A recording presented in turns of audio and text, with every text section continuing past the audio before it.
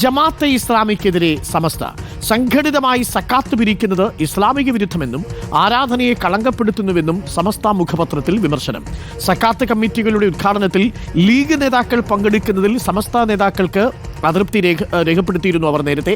V S Ranjith നമുക്കൊപ്പം ചേരുന്നുണ്ട് കൂടുതൽ വിവരങ്ങളുമായി. വി എസ് രഞ്ജിത്ത്, വീണ്ടും ഈ സമസ്ത മുഖപത്രത്തിൽ ലേഖനമുണ്ട്, അത് ജമാഅത്തെ ഇസ്ലാമിക്കെതിരെയാണ്, സക്കാത്താണ് വിഷയമല്ലേ? എന്താണ് കൂടുതൽ വിവരങ്ങൾ?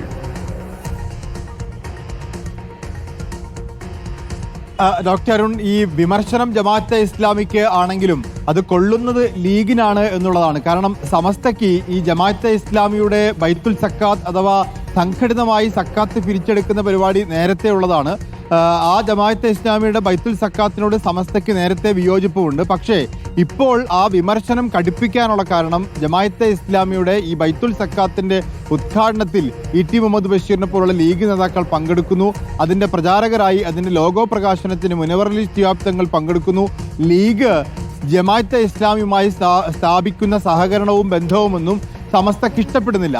അപ്പോൾ ആ ഇഷ്ടക്കേട് വ്യക്തമാക്കാനാണ് ജമാഅത്തെ ഇസ്ലാമിയുടെ ഈ ബൈത്തുൽ സക്കാത്തിനോടുള്ള എതിർപ്പ് ഊട്ടിയുറപ്പിച്ചുകൊണ്ട് അതിനെതിരെയുള്ള വിമർശനം ഘടിപ്പിക്കുന്നത്. വിമർശനം ജമാഅത്തെ ഇസ്ലാമിക്കെതിരെയാണെങ്കിലും അത് കൊള്ളേണ്ടത് ലീഗിനാണ്.